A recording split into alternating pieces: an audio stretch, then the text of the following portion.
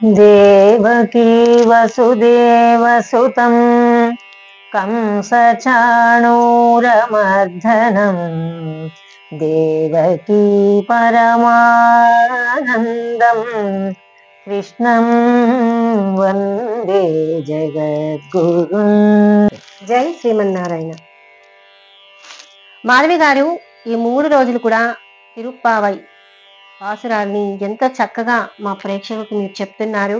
ఎంతో మంది కూడా మెసేజ్ పెడుతున్నారు, చాలా బాగుంది, చాలా చక్కగా చెప్తున్నారు అని.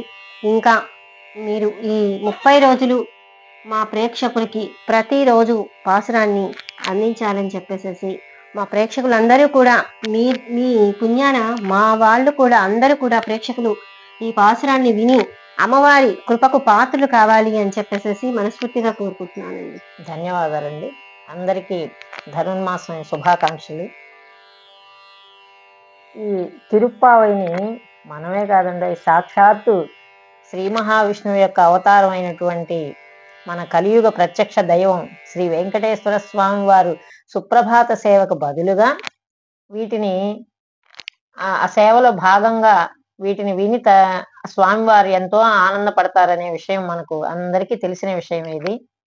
అటువంటి స్వామే ఈ కీర్తనలను వింటాడు అంటే మనం ఇంకెంత జాగ్రత్తగా వినాలి వీటిని. వాటిని ఆ తల్లి చెప్పినటువంటి నియమాలను మనం ఆచరిస్తూ ఆ స్వామి యొక్క కృపకు మనం కూడా పాత్రలు కావాలని ఆశిస్తూ ఈ 4వ పాసురంలోకి మనం అడుగు పెట్టాం. తప్పకుండా. ఇక్కడ ఆ గోదాదేవి తల్లి ఈ పాసురాల్లో 4వ పాసురంలో దేని గురించి వివరిస్తుందంటే దాన గుణం గురించి వివరిస్తుంది.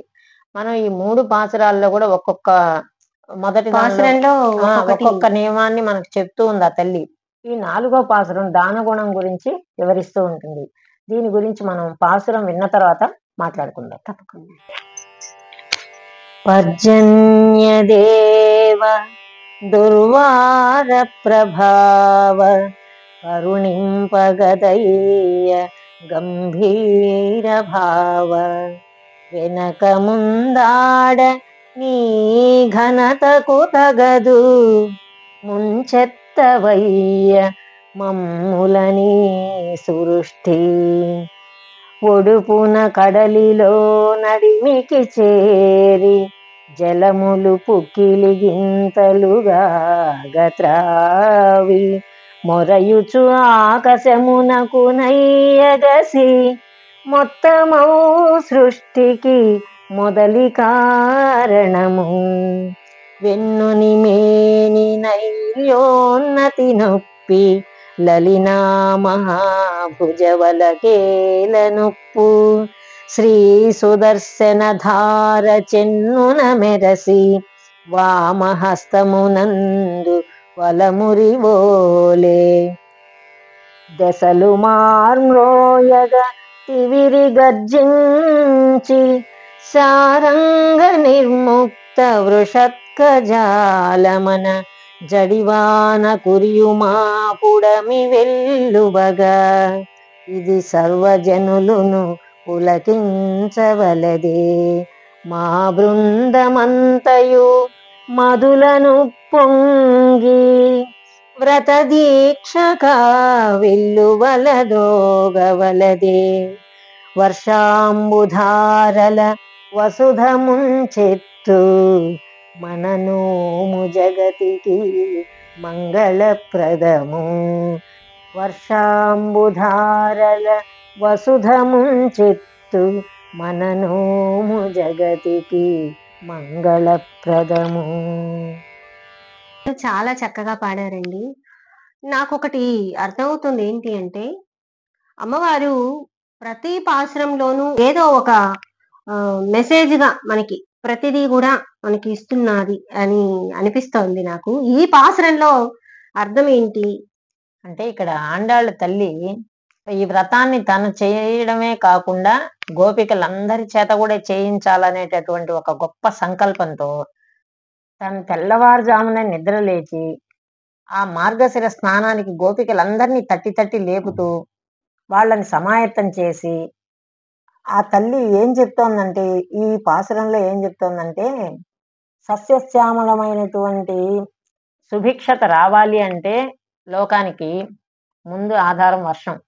ఆ వర్షం కోసం వర్షం కురవాలంటే మనం పాత రోజుల్లో అంటే పల్లెల్లో ఎక్కువగా ఇప్పటికీ కూడా పల్లెల్లో ఆచరిస్తూ ఉంటారు. మనం పండగలప్పుడు చూస్తే సంక్రాంతి పండగలప్పుడు ఎక్కువగా కూడా పాడి పంట కొత్త ధాన్యము తీసుకొచ్చి ఇళ్లల్లో పూజలు పూజ చేస్తారు. చేస్తుంటారు. సంక్రాంతికి మెయిన్ ఏంటంటే సంక్రాంతికి పాడి పంటలు రాగానే పశువులకి పశువులకి, చాలా పూజలు చేస్తారు. గోమాతలకి అన్నిటికీ కూడా ఏంటంటే ఇవే ఆధారం మనకు.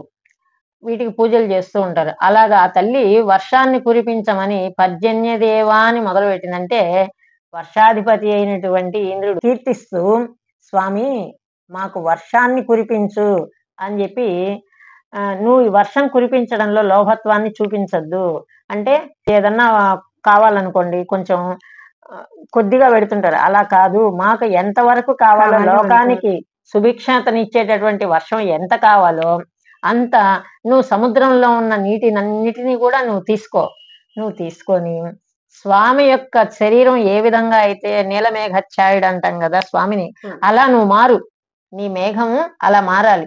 అలా మారి నీవు గర్జిస్తూ, అంటే ఎలా గర్జించమంటోంది, స్వామి యొక్క చేతిలో ఉండేటటువంటి పాంచజన్య శంఖం ఏ విధంగా అయితే నలు దిశలా ఊదితే ఎలా మారుమోగుతుందో అలా నువ్వు గర్జించు.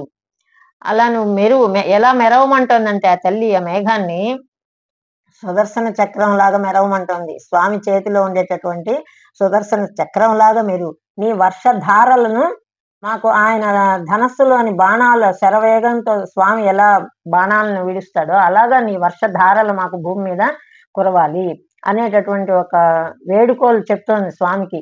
అంటే నీ వర్షధారలతో మేము తడుస్తాం. ఆ వర్షధారలు ఎలా ఉండాలంటే అతివృష్టిలాగా ఉండకూడదు. అంటే విపరీతమైనటువంటి వరదలతో ముంచెత్తేసి నువ్వు మాకు ఎంత కావాలో వర్షం, ఆ వర్షధారల్లో మేము తడవాలి. ఆ వర్షధారలతో తడిసి మేము మార్గశిర స్నానాన్ని ఆచరించి నీ వ్రతానికి మాకు కావలసినటువంటి అన్ని ఆండాళ్ళ తల్లి ఈ వ్రతంలో ఉద్దేశించేటటువంటి ముఖ్యమైనటువంటి అంశం ఏంటంటే మాకు ఈ వ్రతం నిరాటంకంగా జరగాలి తండ్రి. నిరాటంకంగా జరిగేదానికి కావలసినటువంటివన్నీ కూడా మాకు నువ్వు సమకూర్చు అని ఆ శ్రీమన్నారాయణుడైనటువంటి శ్రీ మహావిష్ణువును వేడుకుంటూ ఆ పరమాత్మను గోపికలందరి చేత కూడా వేడుకునేటట్లుగా చేస్తూ ఆ తల్లి మనకు లోకానికి ఒక చక్కని సందేశాన్ని ఈ పాసురంలో ఉంటుంది. అంటే ఈ పాసురాలన్నీ కూడా గోపికలకు చెబుతూ మానవులకి కూడా ఈ సందేశాలన్నీ కూడా వర్తింప చేస్తాయి అన్నట్లుగా అమ్మవారి సూచన ఇస్తూ మనకి చెప్తున్నది. అంతేనండి. మాధవి గారు చాలా చక్కగా 4వ పాసురం గురించి చాలా చక్కగా వివరించారండి మా ప్రేక్షకులకి. మరి మరొక పాసురంలో మళ్ళీ కలుద్దామండి. నమస్తే. స్వస్తి.